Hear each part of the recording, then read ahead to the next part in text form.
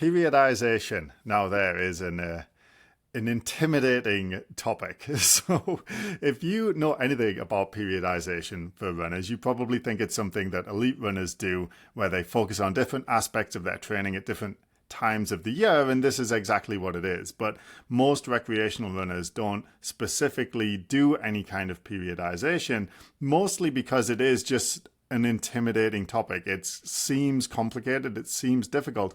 Actually, when you dig into it, it's fairly straightforward. It's actually quite simple, but it's intimidating. That's how I always felt about it when I would read about it. It just seemed kind of overwhelming because if you've ever Googled it or anything, you'll start reading about different types of periodization like linear and non-linear and block periodization. And then there's different parts to it. There's like mesocycles and macrocycles and microcycles. And then within that, there's different periods. So there's like a competition phase and there's a base phase and there's a build phase. And it's like, what do all these things mean? And it just seems like a bit much for runners like you and me who are just running really to stay physically and mentally healthy. And we like to do races and we like to try and beat our own old times and maybe even like do well in our age group, but really nobody's going to be sponsoring us. We're not going to be winning anything anytime soon. So periodization just seems a little bit much, but there are benefits to it. There's a lot of benefits to it, and you're actually already doing it. If you are a recreational runner, you are periodizing your training just by default. So if you take, like, if you were to do a marathon, right? So I'd see this all the time. Runners will be going to do a marathon next year. For the 4 months prior, they might print off a training plan or get one off an app or something, and they'll be following the workouts, right? So that's a specific training period to build them to that race. That would be like a build phase, right? And before that, like if the race is 8 months away and it's the training program is only 4 months long, they'll be like, oh well, I'll just run a bit to keep a bit of a base so that when my training starts, I don't get injured, right? And I'm kind of ready for it. So that's kind of a base phase, right? So they're already periodizing their training. You're already periodizing your training. What we want to do is just make it a little bit more deliberate so we can really capitalize on those benefits to really understand what the training periods are, but also benefit from periodization without the complexity, without the intimidating terms and all that kind of stuff. And that's what I'm going to try and do in this episode today, is break down like the way I approach periodization for myself and my athletes. It's simpler. It allows us to get the benefits of it without being sort of bogged down in all of the nuance and the complexity of it. So I'm going to talk a bit about the different periods that I use or we use when we're trying to plan out an annual training plan for our runners. We'll talk about what the different periods are that we use and what they are for, and then how you might structure them in an annual training plan, which is just planning out your year. Like I say, you're already doing this pretty much by default. We're just putting a little bit more, making the process a little bit more deliberate, and how you can structure it to get the benefits of periodization. Then at the end, I'm going to use a little spreadsheet that I use all the time with people to plan out their annual training plan. And I'll put that on the video so that you can follow along, and then you can click the link in the description to download it, make your own copy, and then you can use that, or you can just do it on a piece of paper. But we'll get to that at the end. Now, when I'm looking at planning an annual training plan for a runner, and I want to periodize their training, so I want to focus on different aspects of their training at different times of the year to help them best prepare for the A race that they want to compete in, then I'm going to take 5 primary periods. So we have strength, base, build, race, and recovery. And I say them in that order because that's kind of the default order that I will default to when I'm planning someone's race. So the strength phase, we're going to build some strength, right? So that we have enough muscular strength to support the joints, tendons, and bones when we start running more, right? So we start by building some muscular strength with a strength period, and they usually last 1 month. And then we'd have a base period. Base periods usually last about 3 months or more. And during that phase, we are establishing a base of fitness that we can build on. So the base of fitness you may have heard referred to as like your aerobic base, for example. We are doing lots of volume of easy running, that's zone 2 running. And the reason we're doing that is to expand our oxidative system to provide us a nice big aerobic base to build more specific fitness on, what it also does is as we train higher volume of running during this base building phase, we're doing it slow, right, in zone 2, so it's easier to get it done without getting injured. That allows us to build up a little bit of muscular endurance and a bit of tissue resilience, right? Some strength in the structures, the bones, tendons, ligaments, and bones, so that as we go into our build period where we're focusing on more specific running training, we have the resilience in those tissues to avoid injury. So first we do a base period of about 3 months or more, and then we move into a build phase, or build period, excuse me. And that again is going to be usually at least 3 months or more. And during that phase, during that period, we're going to be building race-specific fitness on top of the base that we've established. So that, in a sense, what we're going to be doing is making the training look more and more like the race that we're training for as we go. So let's say we were doing a 5K. During our build period, the training workouts will get more and more similar to a 5K pace, a 5K duration, similar conditions and all that kind of thing. However, if it's a very different race, like let's say it's a 100K trail race on elevation change that is severe, then during our build phase, we're going to get really specific to that goal. So our training runs are going to look a lot longer with more elevation change, running on trails that are very similar to our goal race, right? So the build phase is specific to the race that you're training for, which is why it doesn't look the same 5K, 10K, half marathon, 50K, 100K, 100 miles, like whatever it is. It's different for different races. Then after the build period, we have the race period. So the race period is usually just 1 month, which is where we are doing the A race. So it's going to have the carb loading, the taper, the race itself, and like a week where we're not doing much to kind of get over the race. That's the race period. Then we have a recovery period. The recovery period is usually 1 or 2 months. And the purpose of the recovery period, if you imagine we've just done, let's say we did a month of strength, then we did 3 months of base, then we did 3 months of build, then we did a race. So that's 8 months of specific training for this A race. And now we're going to have a month, not quite off, but we're not going to focus on running. We want enough time away from running so that when we come back to training, we feel excited and motivated to get to it again. So that's the most important thing about the recovery period, is that you feel excited, recovered, fresh, and ready to go back to full training. So let's just expand each period a little bit before we go into a specific example. So let's say the strength period, let's say it's going to be 1 month, and we're going to be focusing on increasing muscular strength so that we don't overload our joints, tendons, and bones as we start running more in the base period. So during the strength period, I've talked about many times before, we're going to pick focus lifts, right? Like the split squat, single leg deadlift, squat, calf raise, these really important foundational movements for runners, and we're going to make them stronger. So whatever our 5 rep max is on those exercises at the start of our strength period, we want it to be higher by the end of the strength period. We want the strength to increase. So it's usually going to be 1 or 2 months we'll spend on specifically trying to increase muscular strength. And you might be doing strength workouts 2 or 3 times a week during that time. Then once we've increased the strength, then we're going to move into base phase. So in the base period, we're going to be increasing volume, right? So it's lots of volume, right? How many hours per week we're running or how many miles per week we're running, but we're doing it at an easy pace. So for us in our 5-zone system, that's a zone 2 or zone 1 pace, mostly zone 2.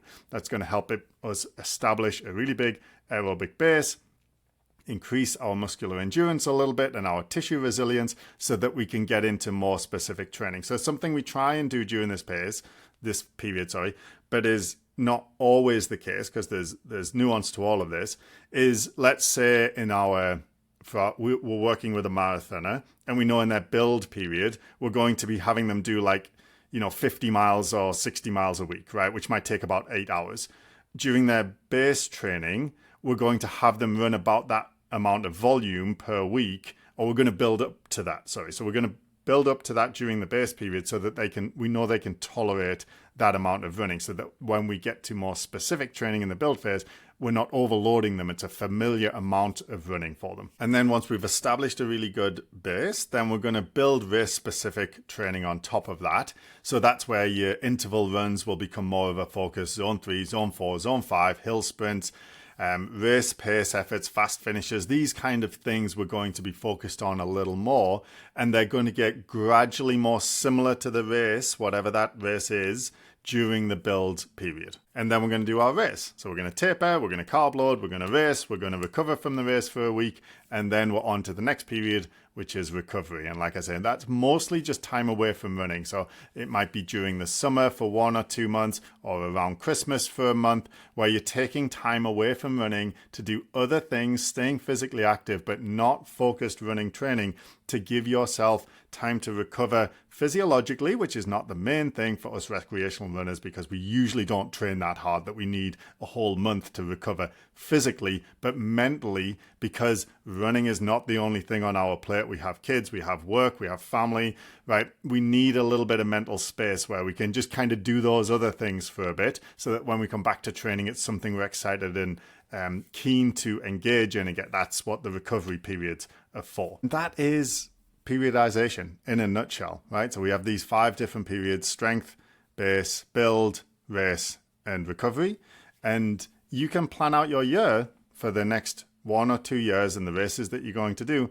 And when you do a base or a build, try and make those periods about 3 months. All the other periods can be about 1 month, and just kind of write it out, so you know roughly what you're going to be focusing on at different times of year. So you can do that yourself. But I'm going to show you how we do it for our athletes, so it makes sense. And then if you want a copy of the spreadsheet that we use, just click the link in the description and you'll be able to, make a copy for your Google Drive or whatever. But you can just kind of write it out, right? And if you can't see the video right now, if you're listening to this, you can follow along and then download it afterwards. Okay, so here is an example of an annual training plan. So we've got January to December written out vertically, and then January to December again, and then January to December again. So you can write this out on a piece of paper, you can use this spreadsheet, you can use a Google Doc, it doesn't matter. You're just going to write the months of the year down vertically, and then we're going to start putting our different periods in. So first thing we need to do is we work backwards from the A race. So the A race is the big race of the year that you really want to do well in. So let's say next year,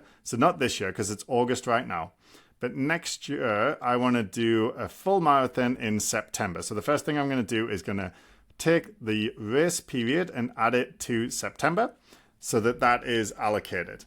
Just before a race period, we want the build period. And the build period, it says here, is recommended to be at least 3 months long. So I'm going to take my build period and I'm going to make August, July, and June the build period.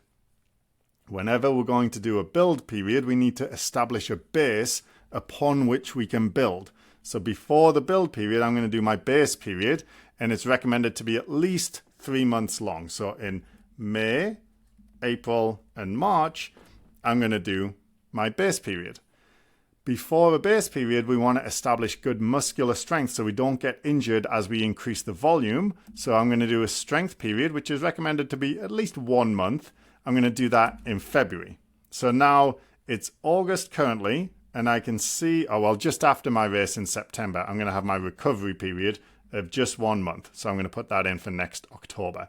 So now from February to October, I have planned out. And there's my periodization for next year. Very simple, right? So what do we do in the time between August and January? And this is a common question and a common sticking point for recreational runners, is they just don't know what to do with this time between like the end of one race season and the next. So they just kind of meander along, not really doing anything too specific. So what we do with people, and what I'd recommend, is to alternate between strength periods and base periods. And that's a good way to establish a good foundation to build on next year. So before the strength period that starts in February, I'm going to add another base period of 3 months. So I'm going to do it in January, December, and November is going to be another base period. And then I'm going to alternate base and strength. So I'm going to do a strength period for October. And then before that, in September and August, base. So I'm going to go base, strength, base, then build for next year. So that's how I would organize my calendar, my annual training plan for the next year. Now, during around May or April, I might do a half marathon or something during my base period. And if I'm doing it during my base period, I know that it's going to be an easy race, right? Something I'm doing as part of the training. If I'm doing it in August and my race is in September, then I know it's going to be more of like a trial race where I'm practicing race pace for the marathon and that kind of thing. It's like a tune-up race, right? So depending on when the other races are, that's going to determine, where they fall in your periodization. That's going to determine how you approach those races, right? But let's give a different example, because this is a fairly simple example where we just have one A race for the year. So let me just get rid of this and then we'll do another example. So let's say we were going to do a marathon in September next year, and we also wanted to do let's say a marathon in May. So I want to get set the bar next May and see where I'm at, and then improve on whatever I get in May in September. Or maybe I want to do a half marathon in May and then a full marathon in September. Like whatever it is, I'm just going to put my race on those two. So September is going to be race, May is going to be race. So I've got my two periods. And then I'm going to put a build period of at least 3 months before each race. So in August, July, and June, I'm going to have a build period. And then in May, I've already got that race on the calendar. So then before that race period in April, March, and February, I have another build period to get me ready for that race. So I'm going to go from one build period of 3 months into my race in May.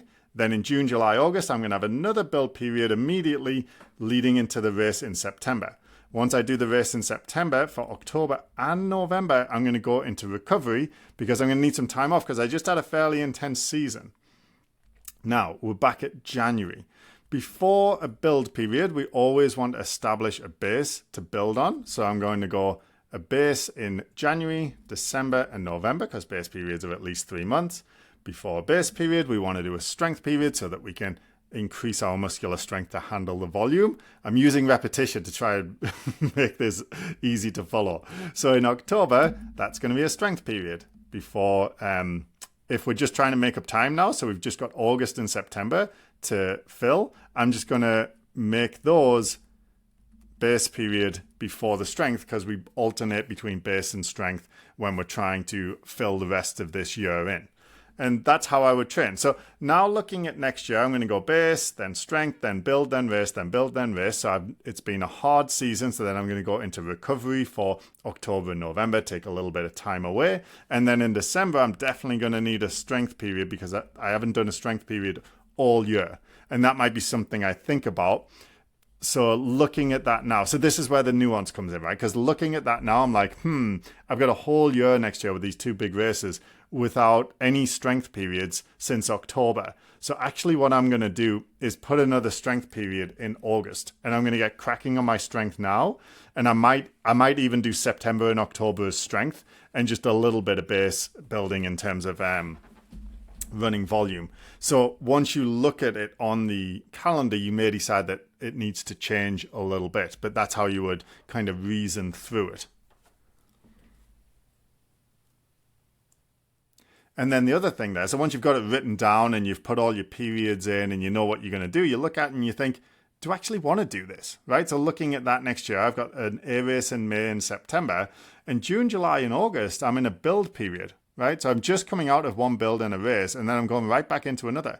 And running in the summer is not that much fun. So do I really want to do that? Or do I want to pick one of those races and just focus on that, where I can have a base training phase earlier in the year or something like that, where I don't have to be quite so specific with my training? So once you've planned out your annual training plan, you can look at it and think, does this actually fit with what I want to do? Do I have holidays coming up? Is there something on at work or something with the kids that might distract me from my training? And is this actually appropriate for me right now? So that is periodization. That's a very simple system. It's what we use. It's quite straightforward, and it really helps to understand how to plan out an annual training plan, how to periodize your training. And then once you get that, so none of this is set in stone, right? So once you know your periods, or you've given a theme to the different months of the year, then you've got to actually go in and build like 4-week training blocks for people. So this is how we do it. But we know then, okay, this is what we're going to be focusing on at this time of the year because we've planned it all out in advance. And periodization is very helpful and it's not as intimidating as you might think. So hopefully this has given you a good understanding of how periodization works and how to get the benefits out of it. Now, if all of that still sounds like a little bit too much for you and you are maybe sick of getting injured and feel like you don't plan your training properly and that might be leading to your injuries, this is what we help with. We focus mainly on runners who are either perpetually injured, they get injured every year, or they are coming back from an injury and they want to get to some higher level goal, or maybe do their first half marathon or first marathon and they can't get there because they keep getting injured in different ways. This is one of the things that we might use to help you get to your bigger goals if you're struggling, because I always say, like, if you keep getting injured from training, then if you don't fix the training, you don't fix the problem. So really what we try and do is use the training to address running injuries and teach you the skills like periodization of good training so that you can avoid injuries in the future and go on to achieve your running goals. So if you'd like some help, as always, just click the link in the description and book a call and we'll have a chat and see if we can help you.